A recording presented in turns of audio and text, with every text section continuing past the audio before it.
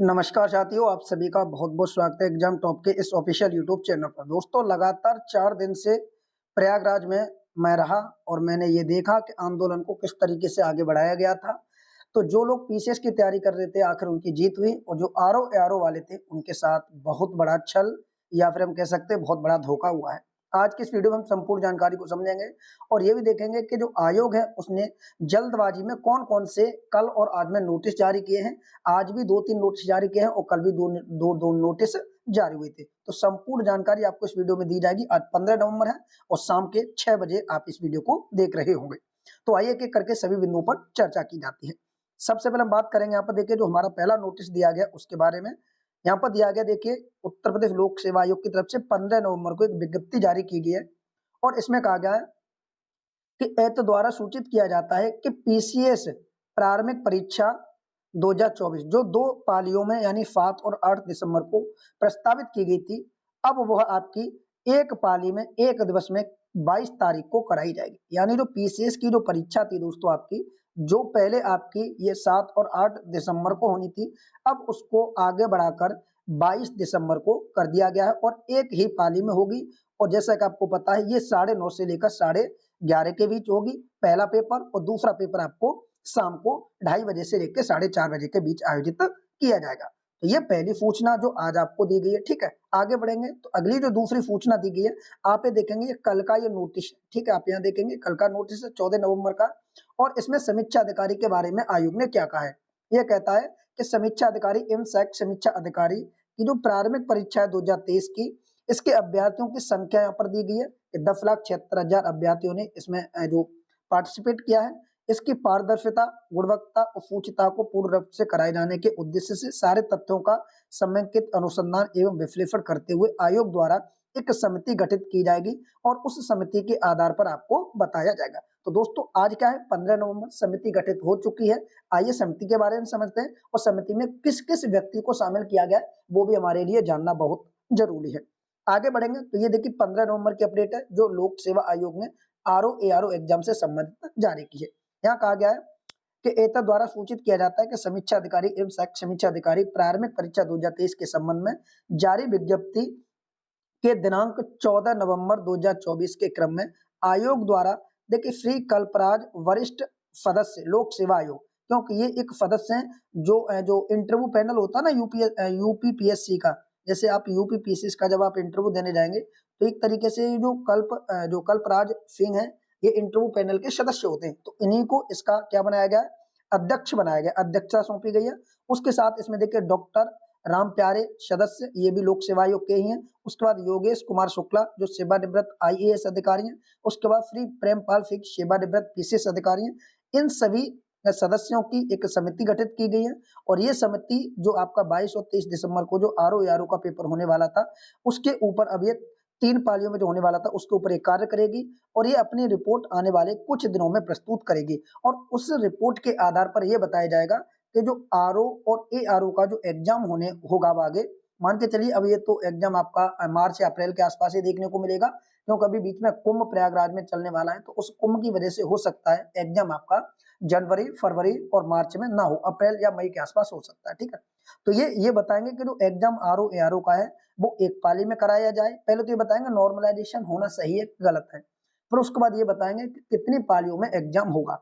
तो आप ऐसे मान के चल सकते हैं कि आरओ एआरओ का केवल स्थगित हुआ है पेपर, हो सकता है 2 पालियों में हो, 3 पालियों में हो, और 99% मेरे को ये लगता है कि ये पेपर 2 पालियों में ही होगा। 1% चांस है कि पेपर एक पाली में हो पाए। ठीक है, क्योंकि जिस तरीके से आयोग की, हम 5 दिन से लगातार आयोग के गेट पर थे, हमने देखा कि जिस तरीके से आयोग के अंदर से जो खबरें आ रही हैं वो इस प्रकार से हैं कि शायद ही ये पेपर एक पाली में हो पाए। क्योंकि देखिए अगर एक पाली में कराते तो जैसे पीसीएस के बारे में इन्होंने नोटिस दिया है उसी प्रकार आरओ एआरओ के बारे में भी ये नोटिस दे सकते थे। अब देखिए एक चीज और मैं बताऊंगा, आरओ एआरओ की जो प्रॉपर तैयारी करें उनके साथ सबसे बड़ा धोखा क्या हुआ है उसको भी हम दोस्तों आगे हम बताने वाले हैं। ठीक है, आगे बढ़ेंगे। देखिए आज की इस न्यूज पेपर में एक खबर दी गई है 15 तारीख वाले में कि आरओ एआरओ 10 लाख से अधिक अभ्यर्थी होने की वजह से मीटिंग जो कमेटी है उसका गठन किया गया। अब मैं बताऊंगा देखिए आरओ एआरओ वालों के साथ सबसे बड़ा धोखा क्या हुआ है और इसमें आयोग ने सबसे बड़ी चाल क्या चली है। देखिए अगर आरओ एआरओ वाले जो लोग हैं और पीसीएस वाले जो लोग हैं, ठीक है, समझना यहाँ पर हम मान के चलते हैं कि 5 लाख लोगों ने पीसीएस का फॉर्म भरा है और हम नॉर्मल एक मोटा अंदाज मानते हैं 10 लाख फॉर्म आरओ वाले ने भरा है। तो जो 5 लाख पीसीएस वाले इन्होंने भी आरओ का ही फॉर्म भरा है, ठीक है ना।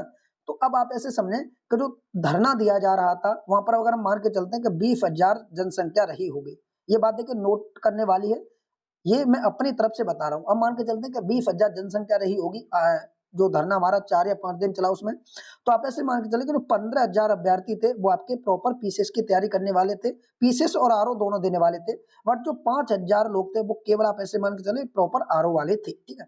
तो जैसे ही आयोग ने पीसीएस के बारे में 1 शिफ्ट की डिसाइड किया, वैसे ही पीसीएस की तैयारी करने वाले सारे व्यक्ति आंदोलन छोड़कर चले गए। अब कौन बचे? वो लोग जिनका केवल लक्ष्य आरओ एआरओ था, तो वो लोग बचे। अब जनसंख्या बिल्कुल ना के बराबर होगी। आज 15 तारीख है, शाम के ये मान के चलिए 5:30-6 बजे मैं आपको ये वीडियो दे रहा हूँ।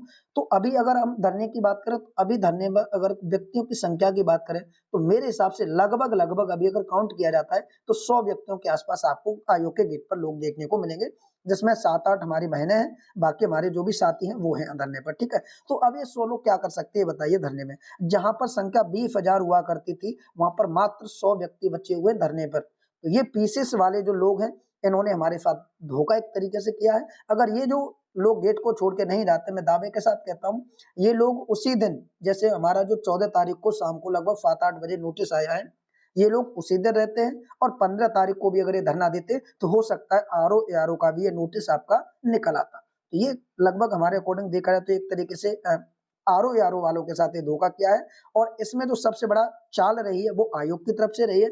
आयोग ने जानबूझकर ये कार्य किया है और जल्दबाजी में उनको एक शिफ्ट का नोटिस देकर तत्काल कहा है कि हम आपका जो पेपर है वो दिसंबर में ही कराएंगे, जिससे कि ये लोग पीसीएस वाले सारे एग्जाम की तैयारी में लग जाएं और धरने को पूरी तरीके से धीरे धीरे दबाया जा सके।